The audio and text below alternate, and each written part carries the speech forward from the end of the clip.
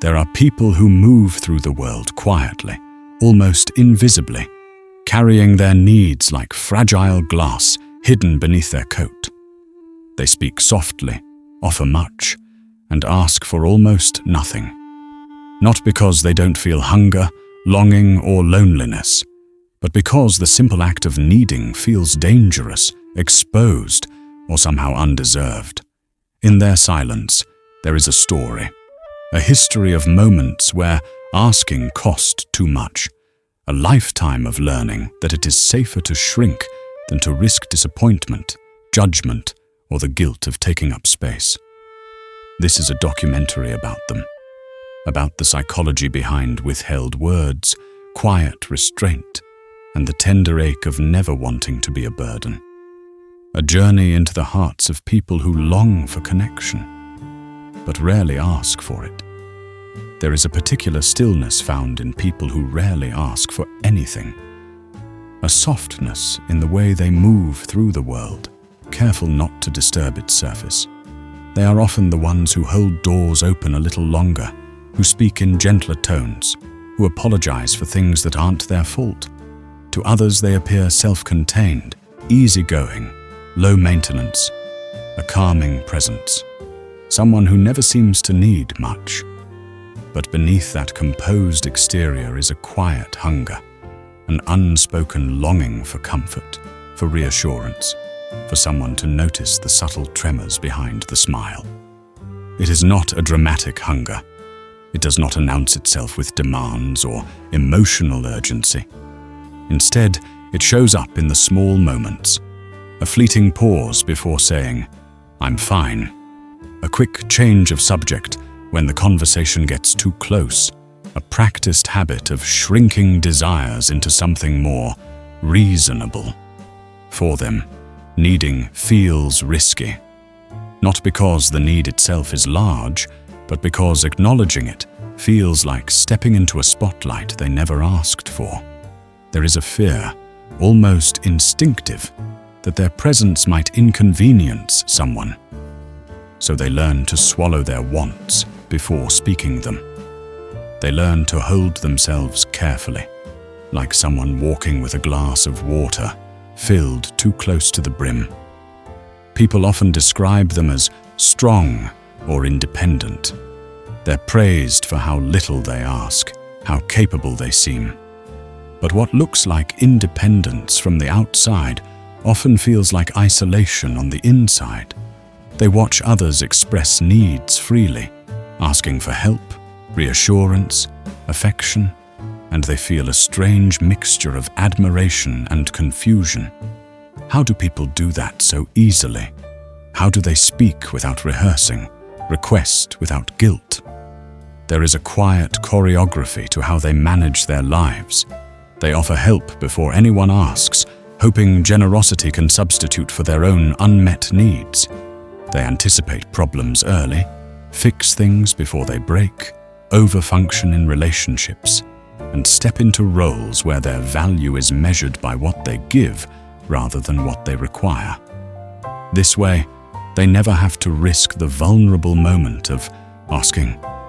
But there are nights, soft, dimly lit nights, when the silence feels heavier, when the loneliness catches up to them, not as a dramatic ache, but as a slow tightening in the chest. They lie awake, wondering why it feels easier to give than to receive, why their voice trembles at the edge of expressing something simple, why the world feels safer when they expect nothing. In their quiet hunger, there is no blame, only a long history of learning that survival means self-containment. Some learned it from parents who were overwhelmed, who praised them for being low maintenance or mature for their age. Others learned it from being criticized for wanting too much, or from environments where needs were met with annoyance, ridicule, or unpredictability. So they grew into adults who excel at invisibility, not disappearing entirely, but blending into spaces where their needs take up as little room as possible. And yet, underneath all this is a tenderness so easy to overlook. They feel deeply. They notice everything. They care with a level of sensitivity that often goes unseen. They want connection as much as anyone else, but the pathway to it feels tangled. Asking feels like crossing a threshold they were never taught to step over. This chapter begins here, in the quiet ache of unspoken needs, where the world sees composure, but the interior holds a delicate balancing act between longing and restraint, where silence becomes a shield and asking becomes something that feels too sharp, too exposed, too easily misinterpreted. This is the emotional beginning, the moment before the story unfolds, the space where someone lives in the tension between wanting and withholding, the soft breath before the truth reveals itself. For many, the pattern begins long before they understand what a pattern is. It starts in childhood, in rooms that felt too loud or too quiet, in homes where emotions flowed freely or not at all. A child learns the rules of connection by watching the faces of the people who raise them. They learn what earns affection, what creates tension, and what makes love feel stable or fragile. Some children grow up realizing early that their needs cost something. A parent sighs when they ask for help. A caregiver becomes irritated when they cry. A teacher praises them for being so mature, so easy, so good, simply because they stayed silent when they were overwhelmed. The child doesn't know the words for this yet. They only feel the shift. How being quiet makes life easier for the adults around them. How self-sufficiency earns approval. How expressing pain leads to discomfort, conflict, or dismissal. So they begin to shrink their needs, not because they don't have them, but because they start to believe those needs are too much. In other childhoods, the lessons come from inconsistency. A parent who is warm one day and distant the next. A home where love is available, but only when the parent feels emotionally capable. A place where the child learns to tiptoe, to gauge the mood of the room, to scan for cues before speaking. In such environments, asking becomes unpredictable. Sometimes their needs are met with tenderness, sometimes met with anger, sometimes met with silence. Over time, unpredictability itself becomes a teacher, and the lesson is simple. Asking is unsafe, and there are homes that are not unkind, but simply stretched thin. Spaces where the adults are overwhelmed, exhausted, or emotionally unavailable. These children watch the stress in their caregivers' eyes and decide, without words, I won't add more. They become helpers, peacemakers, the children who take on adult roles far too early. They learn not to ask because they believe other people already carry too much. There are also children who grow up in environments of comparison, siblings who take up more attention, parents who favor obedience, families where emotional expression is not valued. They may receive the message, subtly or directly, that their needs matter less, that their voice is small, that emotional independence is expected, even admired. Sometimes the roots are cultural, raised in families where self-sacrifice is honored, where needing less is equated with strength, where asking for support is associated with weakness, immaturity, or selfishness. In such places, silence is not just a personal habit, it's a cultural inheritance. And then there are the quieter origins, moments so brief they barely register, yet powerful enough to shape a belief. A child reaches for comfort, and a distracted adult says, "Not now." A teenager asks for reassurance, and a friend laughs it off. A young person shares something vulnerable, and the moment is met with discomfort or judgment. These become the earliest blueprints of emotional logic. Asking leads to pain. Asking leads to being overlooked. Asking leads to feeling foolish. As they grow, These children do not think of themselves as avoidant. They simply adapt. They learn to become good at anticipating instead of asking. They learn to find pride in self-reliance, comfort in invisibility, and safety in being the one who needs least.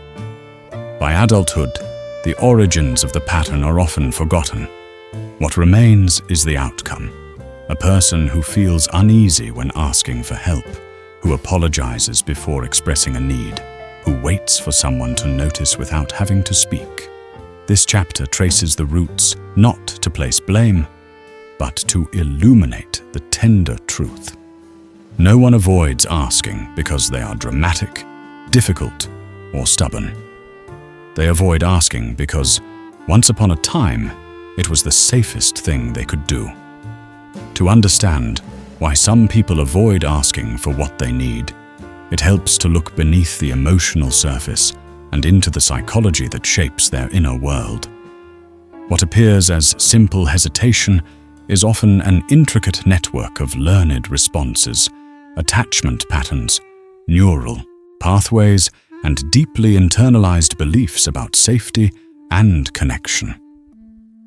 At the center of this behavior lies attachment theory.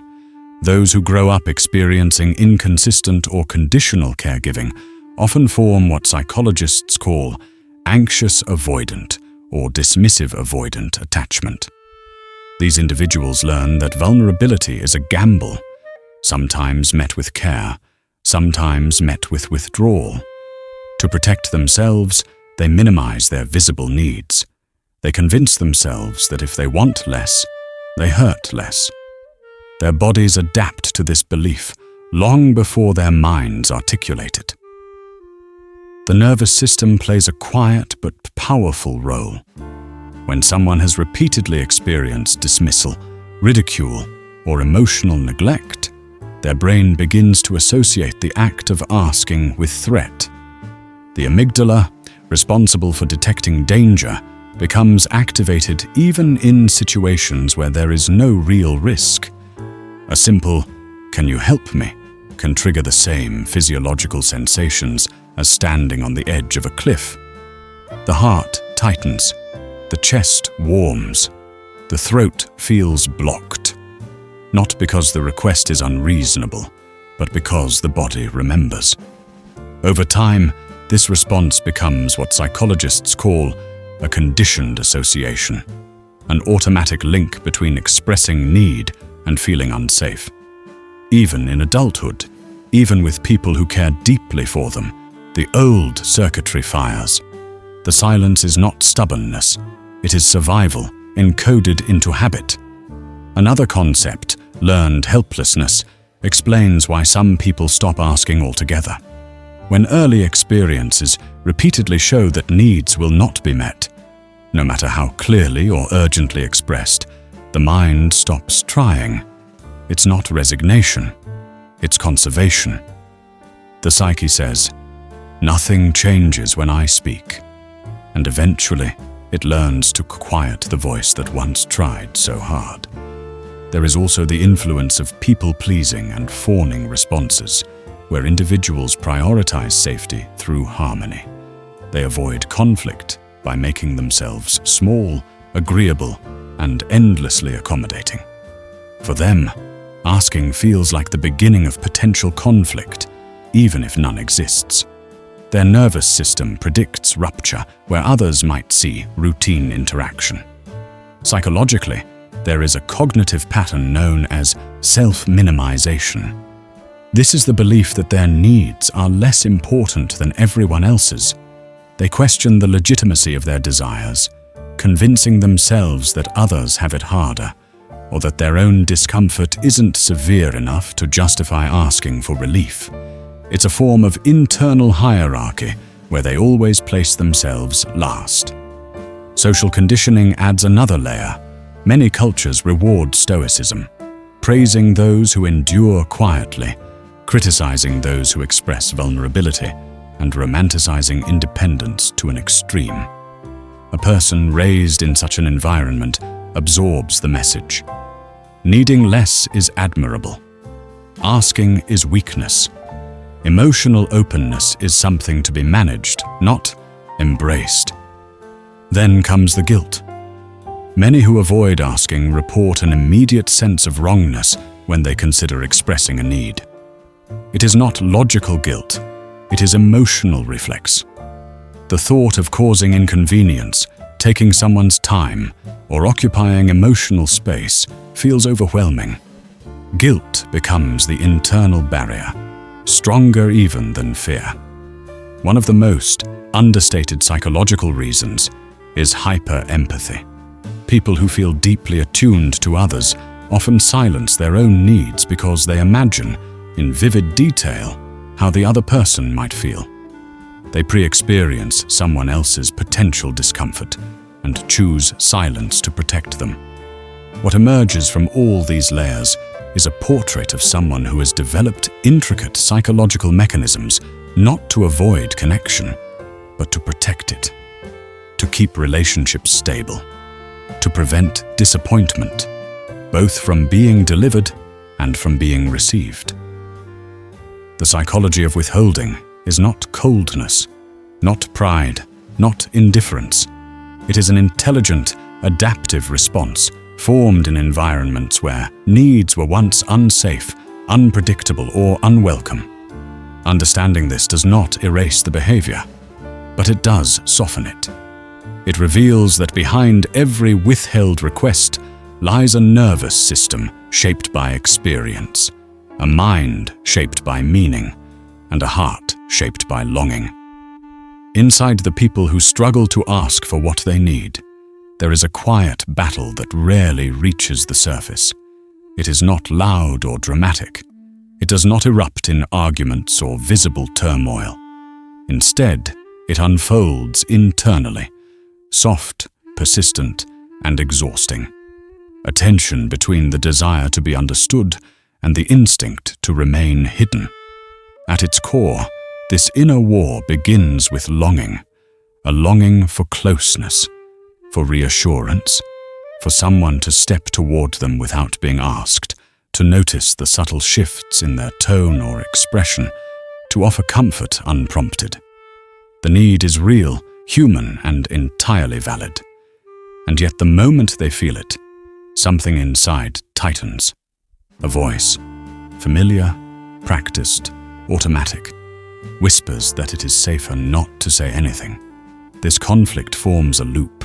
The longing rises, the guilt follows, and silence becomes the compromise. There is a part of them that wants to reach out, to say, "Can you stay?" or "I need help," or simply, "I'm not as okay as I seem." But another part steps in with quiet resistance, warning them of everything that could go wrong. What if they think you're too much? What if they pull away? What if they help, but resent you for it? What if you regret saying anything at all? These fears do not shout. They whisper, gently but persistently. They create hesitation, so subtle that even the person experiencing it sometimes doesn't realize what happened until the moment has passed and the need remains unmet. The resistance shows itself in many forms. Sometimes it appears as overthinking, rehearsing the request a dozen times, imagining the conversation from every angle, analyzing every possible reaction. By the time they reach the point of speaking, the moment feels too heavy, too rehearsed, too vulnerable, so they stay silent. Other times, the resistance appears as emotional numbing. They convince themselves they don't really need anything, that they're fine, that the desire for comfort was a temporary weakness. They bury their feelings beneath logic, tasks, or distractions, hoping the need will dissolve if they ignore it long enough. There is also the fear of misinterpretation. What if their request sounds demanding? What if it comes off as ungrateful? What if someone thinks they're trying to make the situation about themselves? This fear keeps them editing their words internally until nothing feels safe to say. But perhaps the most painful layer of the inner war is the desire to be understood without explanation. A quiet hope that someone might intuit what they need, notice the shift in their mood, or offer support without being asked. Not because they expect mind reading, but because asking feels like proof that they are, in fact, needy. And that is the identity they fear the most. This creates emotional dissonance. They want closeness, but avoid the vulnerability needed to create it. They want support, but reject the moments where it could be offered. They want to feel seen, yet disappear at the exact moment someone looks more closely. The inner war is not a choice. It is a conditioned response mixed with self-protection, guilt, and a deep-rooted belief that their needs might place a burden on the people they love. And because they care so much, they are willing to sacrifice what they need to keep others comfortable. This sacrifice, however, leaves a quiet ache, a sense of being present but not fully known, connected but still lonely, loved yet emotionally underfed. And in certain moments, late at night, during conflict, or in the gentle stillness after a difficult day, they feel the weight of all the words they never said, the requests they swallowed, the times they told others, "Don't worry about me," even when worry might have felt like care. In this chapter, the inner war reveals itself not as weakness, but as tenderness wrapped in fear. A lifelong negotiation between wanting connection and fearing the cost of reaching for it. It is a conflict that does not break them, but it quietly shapes how they move through the world. There comes a moment, quiet, unceremonious, and often unexpected, when the silence someone has carried for years begins to feel heavier than the risk of speaking. This moment is not always dramatic. It rarely looks like a breakdown or a sudden outburst. More often, it takes the form of exhaustion, a soft collapse inside the chest, a recognition that something cannot continue the way it has been. Sometimes the breaking point arrives through loneliness. Not the obvious kind, the deep, aching isolation that others can see, but a subtler version, the kind that settles in even when someone is surrounded by people, the kind that grows when they participate in conversations but never reveal what matters. The loneliness of being known, but only partially, of loving others fully while offering themselves in fragments. This loneliness begins to echo. It shows itself when they comfort others yet return home, emotionally starved. It surfaces when they lie awake, answering imaginary questions they wish someone would ask. It deepens when they realize no one knows they're struggling, because they have carefully crafted a life that never gives anyone a reason to worry. Sometimes the breaking point comes through burnout. People who avoid asking for help often become the ones others depend on. They take on more, say yes more often, anticipate needs that aren't theirs to carry. Their self-sufficiency becomes a resource others rely on, until the weight becomes too much. One day, they wake up unable to push through anymore. Tasks feel heavier. Caring feels harder. Their energy thins, and the emotional scaffolding they built begins to sway. And in that exhaustion, a realization emerges. No one can support them because no one knows they need support. There are moments when the breaking point comes through loss. A friendship fades, a relationship ends, a family dynamic shifts. And in the quiet after, they realize how much they held back, how much they wished to ask for, how many needs went unspoken. The regret is soft but persistent, an ache for the closeness that might have been possible if they had allowed themselves to be seen more fully. But sometimes, the breaking point is gentle. It arrives through kindness. Someone asks how they're doing and waits for the real answer. Someone notices the strain in their voice. Someone offers help without being prompted. And in that small act of care, something loosens internally. The shield they've held for so long wavers. The world feels momentarily safe. This gentleness exposes a truth they didn't expect. They weren't meant to carry everything alone. The turning point is not a sudden transformation. It is a slow unfolding, a moment of internal clarity. My needs matter too, not more than others, not less, just equally. It might begin with something small, saying, "I could use a little help," despite feeling their heart race. Saying, "Can you stay with me for a while?" even if it feels vulnerable. Allowing someone to see the tiredness behind their steady expression. And when the world doesn't fall apart, when the request is met with understanding instead of irritation, something shifts. Their nervous system, long trained to react with fear, relaxes just enough for a new possibility to form. They realize that asking is not a sign of weakness, but a doorway to connection. That withholding does not protect them from disappointment. It only protects them from being known. And that protection comes at a cost, a life lived behind emotional glass.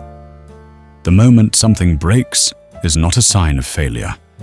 It is the first sign of expansion.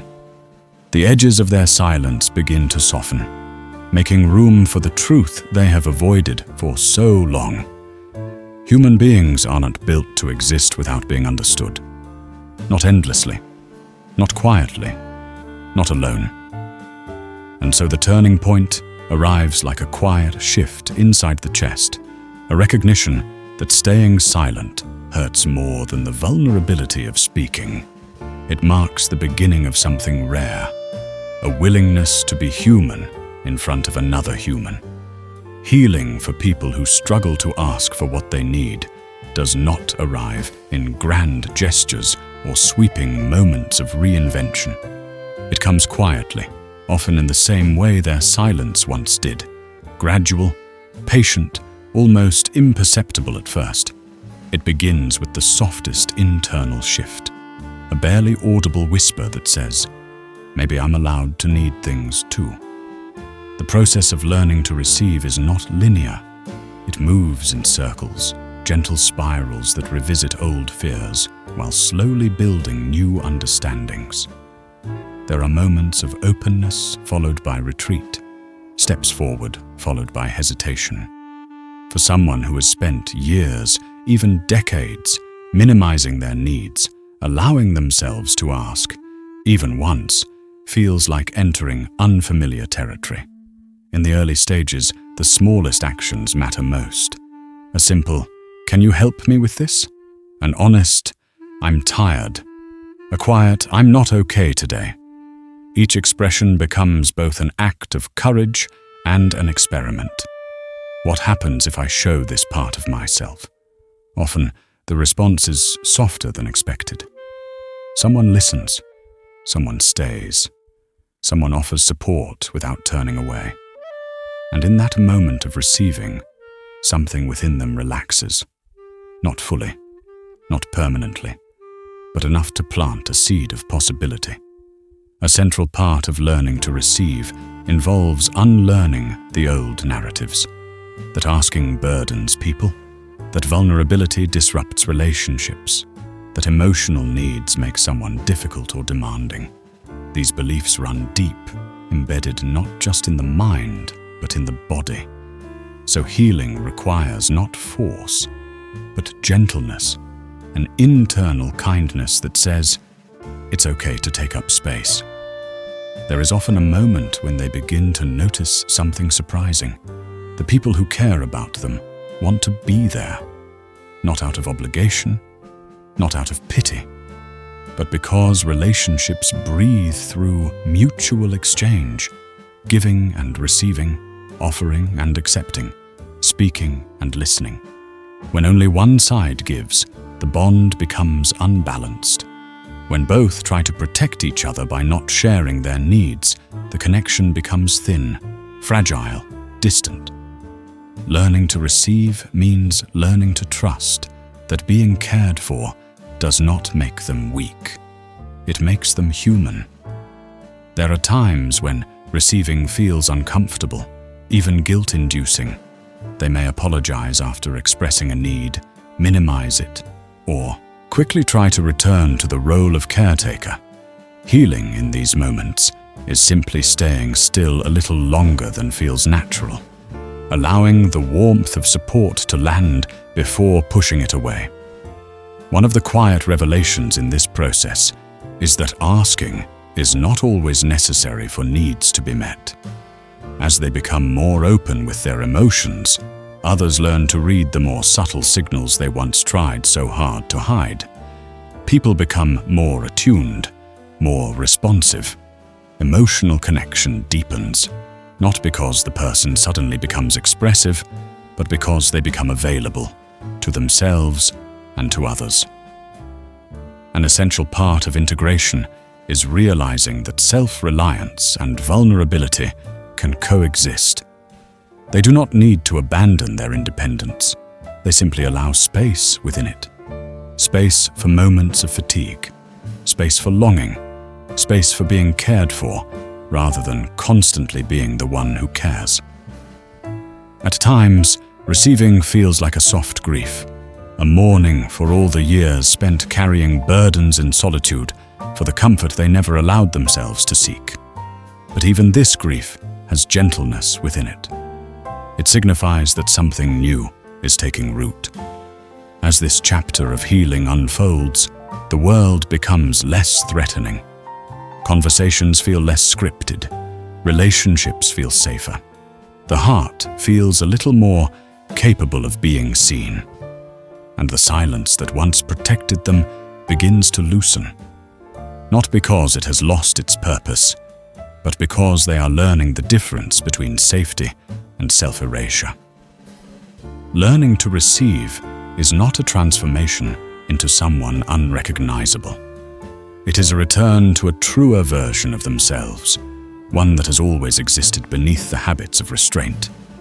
It is the quiet realization that connection is not earned by needing less. Love is not kept by staying silent, and they too are allowed to want, to ask, and to be held. In the end, the story of people who avoid asking for what they need is not a story of weakness or lack. It is a story of tenderness, of hearts that have learned to protect themselves in the only ways they knew how. It is the story of individuals who carry quiet histories inside them, shaped by environments that taught them to be careful, composed, self-sufficient, long before they ever had the language for those roles. When you look closely, their silence is rarely empty. It is filled with the remnants of early lessons, with echoes of moments when asking felt costly, with the imprint of relationships where their needs felt invisible or overwhelming to others. Their restraint was a form of intelligence, a way of staying connected when connection felt unpredictable. It was a shield crafted out of carefulness, a form of emotional architecture built to prevent disappointment.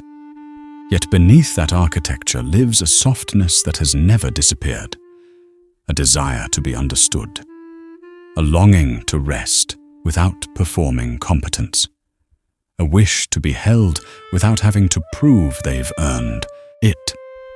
These desires remain, even if they have spent years tucking them into the quiet corners of their lives.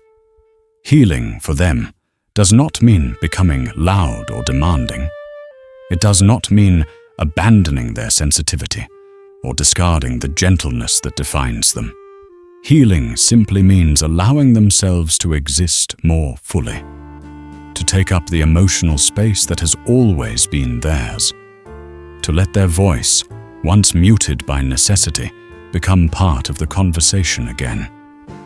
And as they move through this process, something subtle happens. They begin to realize that they were never as alone as they felt. There were always people willing to listen, willing to support, willing to understand, people who cared not in spite of their needs, but because of the human truth beneath them. Needs are not burdens. They are bridges. They are the threads that hold relationships together, woven quietly in moments of honesty. The most profound shift occurs internally. The nervous system, once taught to brace for rejection, learns to soften. The mind, once filled with caution, learns to trust its right to be seen. The heart, once guarded, learns that it can open slowly without falling apart. This is not a transformation that turns them into someone new.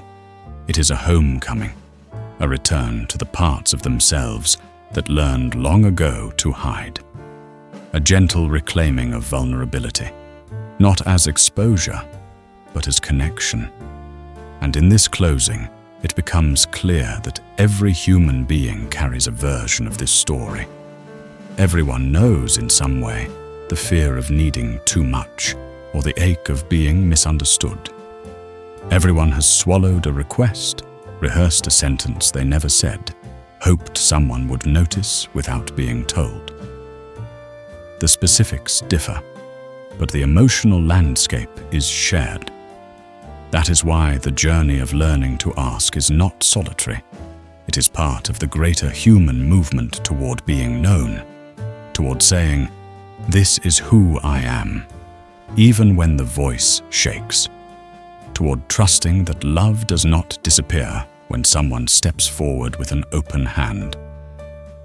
In the quiet closing of this documentary, there is no urgency, no push toward a perfect ending. Just a gentle truth. People who struggle to ask for what they need are often the ones who have spent their lives giving. They have carried the emotional weight of others, offered tenderness without being asked, and loved with a depth that rarely shows itself in grand gestures, but in consistent presence. They deserve, perhaps more than they know, to experience the same tenderness in return. As the story fades, imagine them standing at the edge of a new kind of stillness, not the silence of withholding, but the quiet of feeling safe.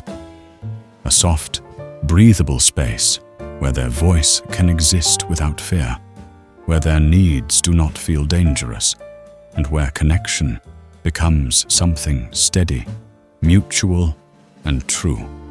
In that space, their heart no longer has to whisper. It can rest, it can open, it can finally say, in its own time, "I need something too."